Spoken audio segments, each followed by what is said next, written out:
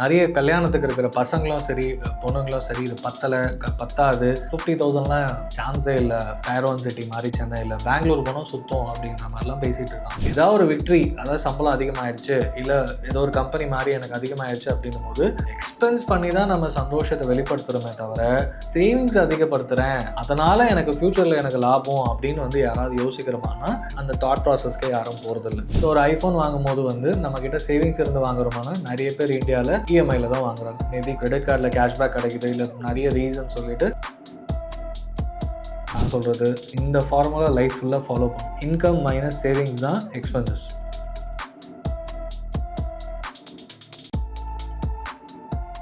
50,000 ரூபாய் சம்பளம் வாங்கினாலும் இந்த காலத்தில் பத்தலை அப்படின்னு சொல்கிறாங்க. ஆனால் நீங்கள் மாதம் 50,000 சம்பாதிக்கிறீங்கன்னா நீங்கள் வந்து எவ்வளோ மேலே இருக்கீங்க அப்படின்றது அர்த்தம். ஏன் பத்தலை, என்ன காரணங்கள் அப்படின்றத இந்த வீடியோவில் டீட்டெயிலாக பார்ப்போம். இதிலேருந்து எப்படி வெளியில் வரலாம், என்ன பண்ணால் உங்களால் அடுத்த 20 வருஷத்தில் வந்து 1 கோடியோ இல்லை அதுக்கு மேலே பல கோடியோ சேர்க்க முடியும் அப்படின்றத டீட்டெயிலாக இந்த வீடியோவில் பார்ப்போம். நான் கணேசன் திரு, உங்கள் மியூச்சுவல் ஃபண்ட் டிஸ்ட்ரிபியூட்டர். ஸோ மாதம் 50,000 ஆனாலும் பத்தலை, சென்னையில் இருந்துட்டு 50,000 சம்பளத்தில் எப்படி கல்யாணம் பண்ணுறது, இது பண்ணால் எங்களால் ஃபேமிலியை ரன் பண்ண முடியுமா, இது வந்து நிறைய டிபேட்டபிள் வீடியோஸாக நீயா நானால பார்த்துருக்கோம். நிறைய பேர் வந்து பேசியிருக்காங்க. நிறைய கல்யாணத்துக்கு இருக்கிற பசங்களும் சரி பொண்ணுங்களும் சரி இது பத்தாது 50,000லாம் சான்ஸே இல்லை. டயர் 1 சிட்டி மாதிரி சென்னையில் பெங்களூர் போனோம் சுத்தம் அப்படின்ற மாதிரிலாம் பேசிட்டு இருக்காங்க. பட் ஏன் இதை வந்து மேனேஜ் பண்ண முடியாது? 50,000 சேலரியை மேனேஜ் பண்ணுறது முக்கியமா இல்லை 50,000 சேலரி வாங்கிட்டு அது பத்தலைன்னு சொல்றது முக்கியமா அப்படின்றது தான் இப்போ நான் சொல்ல போகிற காரணங்களை நீங்கள் கேட்டிங்கன்னா உங்களுக்கே புரியும். அதுக்கு என்ன ஸ்டெப் எடுக்கலாம், என்ன பண்ணால் உங்களால் வந்து நான் சொன்னேன்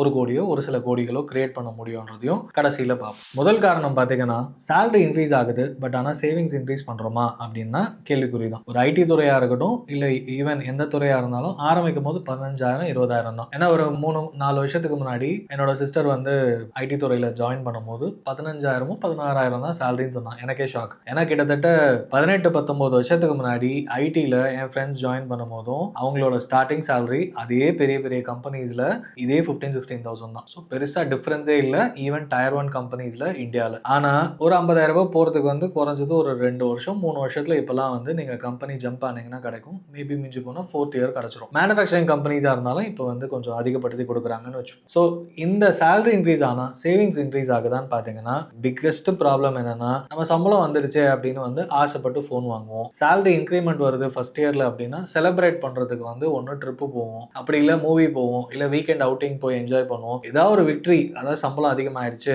இல்லை ஏதோ ஒரு கம்பெனி மாதிரி எனக்கு அதிகமாயிருச்சு அப்படின்னும் போது எக்ஸ்பென்ஸ் பண்ணி தான் நம்ம சந்தோஷத்தை வெளிப்படுத்துகிறோமே தவிர சேவிங்ஸ் அதிகப்படுத்துகிறேன் அதனால எனக்கு ஃபியூச்சரில் எனக்கு லாபம் அப்படின்னு வந்து யாராவது யோசிக்கிறோமானா அந்த தாட் ப்ராசஸ்க்கே யாரும் போகிறதில்ல. So first and foremost point, salary increase ஆகுது அப்படின்னா பேரலாக சேவிங்ஸ் இன்க்ரீஸ் பண்ணியே ஆகணும். அது மூலமாக தான் இன்வெஸ்ட்மெண்ட்டே பிளான் பண்ண முடியும். ரெண்டாவது point EMI lifestyle. Celebrate பண்ணும்போதுன்னு சொல்லிட்டேன், அதே மாதிரி இது கண்டினியூட்டி தான் அது. ஸோ ஒரு ஐஃபோன் வாங்கும்போது வந்து நம்ம கிட்ட சேவிங்ஸ் இருந்து வாங்குறோமானா நிறைய பேர் இந்தியாவில் இஎம்ஐல தான் வாங்குறாங்க. மேபி கிரெடிட் கார்டில் கேஷ்பேக் கிடைக்குது இல்லை நிறைய ரீசன் சொல்லிட்டு கிரெடிட் கார்ட்லயோ இல்லை மற்ற இதுலயோ 0% இஎம்ஐ இல்லை இஎம்ஐல போட்டு 2 வருஷத்துக்கு அப்படின்ற மாதிரி பே பண்றாங்க, 1 வருஷத்துக்கு பே பண்றாங்க. இது பைக்கா இருந்தாலும் சரி எதுவா இருந்தாலும். ஏன்னா கன்சியூமர் லைஃப் ஸ்டைல்னு ஆயிடுச்சு. நமக்கு ஸ்லோலி நம்ம இந்தியாவில் வந்து சேவிங்ஸ் அதிகமானது போய் கன்சியூமரிசம் கொஞ்சம் கொஞ்சமா வந்துருச்சு. இப்போவே என்ஜாய் பண்ணிக்கோங்க, இன்னும் எவ்வளோ நாளைக்கு வாழ போறோம், இந்த மாதிரி தாட் ப்ராசஸ், இந்த மாதிரி பேச்சு. அண்ட் இந்த வண்டி ஓட்டினீங்கன்னா உங்க லைஃப் உங்க கையில இருக்கும், இந்த க்ரீம் போட்டிங்கன்னா உங்கள் லைஃப் உங்கள் கையில் இருக்கும்னு எல்லாமே நம்ம கிட்ட திணிக்கும் போது, மொபைல் வழியாக திணிக்கும் போது நமக்கு வந்து இஎம்ஐ போட்டாது அடுத்த மாதம் இல்லை இந்த மாதம் வாங்கிடுவோம்னு வாங்குறோம். ஸோ இந்த இஎம்ஐ லைஃப் ஸ்டைல் பழகிட்டீங்கன்னா ஆட்டோமேட்டிக்காக சேவிங்ஸ் குறைஞ்சிரும். ஸோ இஎம்ஐ வந்து உங்கள் லைஃப்பில் மிஞ்சி போனால் 35 to maximum 40%, அதுவும் அந்த 40% வந்து ஹோம் லோன் இருந்தால் மட்டும்தான் இந்த அளவுக்கு, இல்லைனா 10 to 20% மிகாமல் பார்த்துக்கிறது உங்களோட கடமையாகவே வச்சுக்கோங்க. அப்போ தான் வந்து லைஃப் சூப்பராக இருக்கும். மூணாவது பாயிண்ட், அசட் இல்லாமல் வெறும் எக்ஸ்பென்சஸ் மட்டும்தான், அது மட்டுமே இன்க்ரீஸ் ஆகிட்டு போனால் எப்படி இருக்கும் அப்படின்றது தான் நீங்கள் யோசிக்கணும். இப்போ நம்ம வாங்குற எதுவாக இருந்தாலும் பைக்கு, ஃபோனு, எதுவாக இருந்தாலும் பார்த்தீங்கன்னா எக்ஸ்பென்சஸ், அசட்டே கிடையாது. அசட்டுனா அது வந்து பல மடங்கு உங்களுக்கு பெருகணும், அதாவது பணம் வந்து பெருசாகணும். ஒரு எஸ்ஐபி போடுறீங்க, அதே 5,000 தான், 3 வருஷம் கழிச்சு பார்த்தா ஒரு அமௌண்ட், 5 வருஷம் கழிச்சு பார்த்தா ஒரு அமௌண்ட். பட் பேரலாக அதே 5,000 ரூபாய்க்கு ஒரு இஎம்ஐ ஸ்டார்ட் பண்ணீங்கன்னா 2 வருஷம் கழிச்சு பார்த்தா இஎம்ஐ முடிஞ்சிருக்கும், அக்கௌண்ட்ல ஒன்றுமே இருக்காது, 0 தான். அதே மாதிரி ஒரு வீடு வாங்க போறீங்கன்னா வீடு வாங்கி முடிச்சு அது அசட்டாக உங்களுக்கு வந்து ரெண்டல் இன்கமாக வரலாம், இல்லைனா வந்து ஒரு ஸ்டாக் வாங்கினீங்கன்னா டிவிடெண்ட் இன்கம் கொடுக்கும், ஸ்டாக் ப்ரைஸ் இன்க்ரீஸ் ஆகும். இதெல்லாம் தான் அசெட். ஸோ நீங்கள் ஸ்டார்டிங் ஸ்டேஜில் ஒரு 25-30 வயசில் ஆரம்பித்து 40 வயசு வரைக்கும் நீங்கள் கொஞ்சம் கொஞ்சமாக ஏதோ பணம் போட்டுக்கிட்டே வரீங்கன்னா அந்த டைம் கொடுக்குறீங்க. 10 to 15 years of time investment பண்ணிகிட்டே இருக்கீங்க. அதுக்கு அடுத்த ஃபர்ஸ்ட் 10-15 இயர்ஸ்க்கு அப்புறம் வர 40+ அப்படின்னும் போது இது வந்து பல மடங்கு கம்பவுண்ட் ஆகும். ஸோ கம்பவுண்டிங் முக்கியமான விஷயம். நீங்கள் எவ்வளோ டைம் கொடுக்குறீங்கன்றது தான் முக்கியம். பணம் வந்து கொஞ்சமாக இருந்தாலும் கொஞ்சம் கொஞ்சமாக அந்த ஹேபிட் ஸ்டார்ட் ஆயிடுச்சுன்னா ஆட்டோமேட்டிக்காக நீங்களாவே தாராளமாக நிறைய இன்வெஸ்ட்மெண்ட் பண்ண ஆரம்பிச்சிருவீங்க. 4வது பாயிண்ட் பார்த்தீங்கன்னா ஃபினான்ஷியல் கோலே இல்லாமல் இருக்கிறது. 50,000 ரூபாய் சம்பளம் எனக்கு பத்தவே மாட்டேங்குது. ரெண்ட்டுக்கு இவ்வளோ போயிடுது, இல்லை இஎம்ஐக்கு இவ்வளோ போயிடுது, ஸ்கூல் ஃபீஸ்க்கு இவ்வளோ போயிடுது, அது இல்லாமல் பேரண்ட்ஸ்க்கு கொடுக்கணும், அது இல்லாமல் இவ்வளோ எக்ஸ்பென்சஸ் இருக்குது, வீட்டு எக்ஸ்பென்சஸ், கிராசரிஸ், இதெல்லாம் தாண்டி ஒரு வீக்கெண்ட் அவுட்டிங் கண்டிப்பாக போகணும் இல்லையா, அது அப்படின்னு யோசிக்கும் போது 50,000 ரூபாய் பத்தல, கடைசி வாரமே நான் கிரெடிட் கார்டில் தான் நடத்துறேன் அப்படின்னு சொல்லுவோம். அப்போ இது எல்லாமே பார்த்தீங்கன்னா கரெக்ட் தானே, 50,000 ரூபாய் பத்தாதே அப்படின்னு தான் நமக்கும் தோணும். பாயிண்ட் என்னன்னா இது எல்லாமே வந்து நல்லா இருக்கு, கரெக்ட் தான் அப்படின்னு நமக்கு நாமளே ஜஸ்டிஃபிகேஷன் கொடுக்கறது தான். பட் உங்களோட ஃபினான்ஷியல் கோல், என் பொண்ணு ஃபியூச்சரில் நல்லா படிக்கணும், என் பையன் ஃபியூச்சரில் நல்லா படிக்கணும், இல்லை கல்யாணம் நல்லா பண்ணணும், என் ரிட்டையர்மெண்ட்டுக்கு நான் தான் பார்த்துக்கணும் அப்படின்னு யோசிக்கும் போது குறைஞ்சது 500 ரூபீஸாவது ஸ்டார்ட் பண்ணுவீங்க. ஓவராலாக ஒரு 2,000 to 3,000 ரூபீஸ் எஸ்ஐபி ஸ்டார்ட் பண்ணதுன்னா என்னோட சம்பளம் 50,000 இல்லை 47,000, என்னோட சம்பளம் 50,000 இல்லை 45,000, அதுக்குள்ள நான் என்ன பண்ண முடியும் அப்படின்னு யோசிப்பீங்க. வீக்கெண்ட் வந்து இப்படிதான் செலவு பண்ணணும்னு இல்லை, இப்படியும் பண்ணலாம்னு யோசிக்கலாம். வெக்கேஷன் இங்கே தான் போகணும்னு இல்லை, இங்கேயும் போகலாம். ஃபேமிலியாக ஹாப்பியாக இருக்கும் தான் முக்கியம். அதை விட்டுட்டு அவன் போனா நானும் போகணும் அப்படின்னு பிளான் பண்ணீங்கன்னா, வீட்டில் சொல்ற பேச்சை கேட்டுட்டு இருந்தீங்கன்னா உங்களால ஃபியூச்சரை பார்த்துக்க முடியாது. ஏன்னா ஃபியூச்சர்ல வந்து நீங்க பார்த்துக்கிறீங்கன்னும் போது உங்களை தான் வந்து ஃபேமிலி ப்ளேம் பண்ணும். நீங்க தானே எங்களுக்கு புரிய வச்சிருக்கணும், நீங்களும் கூட சேர்ந்து செலவு பண்ணிட்டு இப்போ வந்து கஷ்டப்படுத்துறீங்களேன்னு உங்களை தான் கேள்வி கேட்பாங்க. சரி, நீங்க சம்பாதிக்கிறீங்க 50,000 ரூபாய்னா 50,000த்துல இவ்வளோ பிளான் பண்ணணும், இவ்வளோதான் இருக்கு அப்படின்றத ஓப்பனா ஃபேமிலிக்குள்ள பேசுறது ரொம்ப ரொம்ப அவசியம் அப்படின்றத தெரிஞ்சுக்கோங்க. இன்னொரு பாயிண்ட் பார்த்தீங்கன்னா, என்ன இருக்கோ அதை சேவ் பண்ணலாம் அப்படின்னு யோசிப்போம். பிரச்சனை என்னன்னா இன்கம் மைனஸ் எக்ஸ்பென்சஸ் சேவிங்ஸ் அப்படின்னு யோசிக்கிறீங்க. இதனால என்ன பிரச்சனைனா சம்பளம் இன்க்ரீஸ் ஆகும்போது எக்ஸ்பென்சஸ் இன்க்ரீஸ் ஆகும்னு சொல்லிட்டேன். அது இல்லாம எப்பயாவது வந்து வெளியில போவோம், திடீர்னு வந்து உடம்பு சரியில்லாம போவோம், அதுக்கு அடுத்த மாசம் ஏதாவது இன்சூரன்ஸ் கட்டணும்னு வரும், ரெண்டல் இன்க்ரீஸ் ஆகும், இல்லை இன்ட்ரெஸ்ட் இன்க்ரீஸ் ஆகி ஹோம் லோன் அதிகமாக பே பண்ண வேண்டியிருக்கும். ஆட்டோமேட்டிக்காக 2 மாசம் சேர்த்து வச்சது 3 மாசம் கொடுத்துருவீங்க. அப்போ ஏதோ ஒன்று கண்ணுக்கு தெரியாம வருது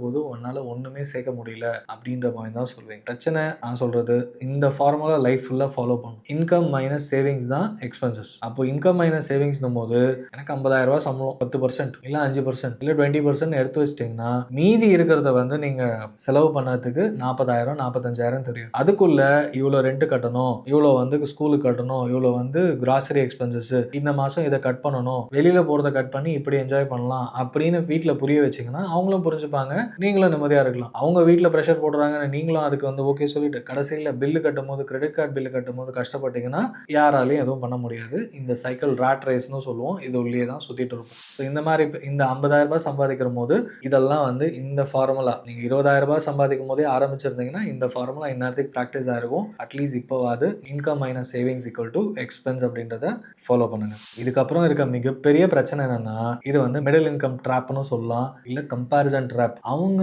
அந்த ஊர்ல ஜாலியா இருக்கிறாங்க, தனியா இருக்காங்க, இந்த ட்ரிப் போறாங்க, இந்த படத்துக்கு போறாங்க, வாட்ஸ்அப் ஸ்டேட்டஸ் வைக்கிறாங்க அப்படின்னும் போது வீட்டில் வந்து நான் மட்டும் ஏன் வீட்லயே இருக்கணும், வா வெளியில போகலாம், வெக்கேஷன் போகலாம், மூவி போகலாம், வீக்கெண்டு இங்க போகலாம் அப்படின்னும் போது தேவையில்லாத செலவுகள். அந்த ஊர்ல அவங்க வந்து கண்ணுக்கு தெரியாம இல்ல ஃபியூச்சரை பத்தி கவலைப்படாம இருக்கலாம், இல்ல ஆல்ரெடி அவங்க வந்து வெல்த்தியான ஃபேமிலியா இருக்கலாம். நம்ம எப்படி, நம்ம என்ன பண்றோம், நம்ம ஃபேமிலி எப்படி, நமக்கான எக்ஸ்பென்சஸ் என்ன, நம்ம ஃபேமிலியில ஏதாவது அதிகப்படியான செலவுகள் இருக்கா, என்ன பண்ணோன்றத நம்ம உட்காந்து பேசி முடிவு பண்ணா மட்டும்தான் நமக்கான பிளானிங் பண்ண முடியும். அந்த ஃபேமிலி வாட்ஸ்அப்ல ஜாலியா இருக்கு, இந்த ஃபேமிலி வாட்ஸ்அப்ல ஜாலியா இருக்கு, அந்த ஸ்டேட்டஸை பார்த்து பண்ணீங்கன்னா எல்லாருமே ஸ்டேட்டஸ் வைக்கிறதுக்காக ஹாப்பியான மூமெண்ட் தான் வைப்பாங்க. அழுதுட்டு இருக்க போட்டோ யாராவது ஸ்டேட்டஸ் வச்சிருக்காங்களா? கிடையாது. ஏன்னா அது எல்லாமே தனியாக தான் இருக்க முடியும். எப்பயாவது ஸ்டேட்டஸ் வைக்கும் போது இது மட்டும் தான் நடக்கும். ஸ்டேட்டஸை பார்த்து வாழாதீங்க, கம்பேரிசன் ட்ராப் உங்களை வந்து கொல்லும். ஃபைனலாக பார்த்தீங்கன்னா இன்ஃப்ளேஷன் அதிகமாக இருக்கு, எக்ஸ்பென்சஸ் அதிகமாகிடுச்சு. நம்ம இதுக்கு முன்னாடி ஒரு வீடியோ போட்டிருந்தோம் 2016 vs 26ஓட கம்பேரிசன், இவ்வளோ விலைவாசி இன்க்ரீஸ் ஆயிருக்குன்னு பேசியிருந்தோம். ஸோ இவ்வளோ இன்க்ரீஸ் ஆயிருக்கு, 50,000 ரூபாய் சம்பளம் பத்தாது, இது ஆல்ரெடி நம்ம ஸ்டார்டிங்லேயே சொன்னோம் இந்த வீடியோவில். அப்படி இருக்கும்போது என்னால் எப்படி சேவ் பண்ண முடியும், நீங்களே சொல்லுங்க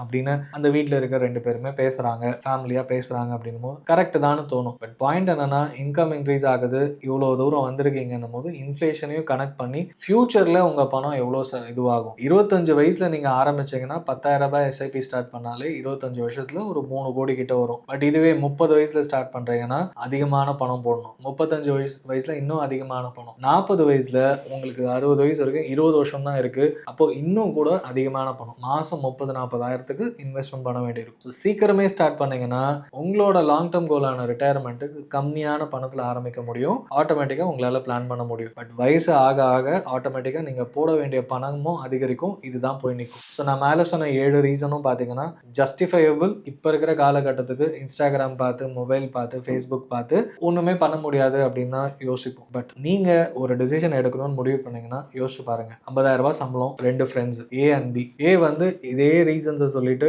இதே மாதிரி இருக்காங்க. சம்பளம் இன்க்ரீஸ் ஆனாலும் 5 வருஷம் ஆனாலும் 10 வருஷம் ஆனாலும் ஒன்றுமே பண்ண முடியல.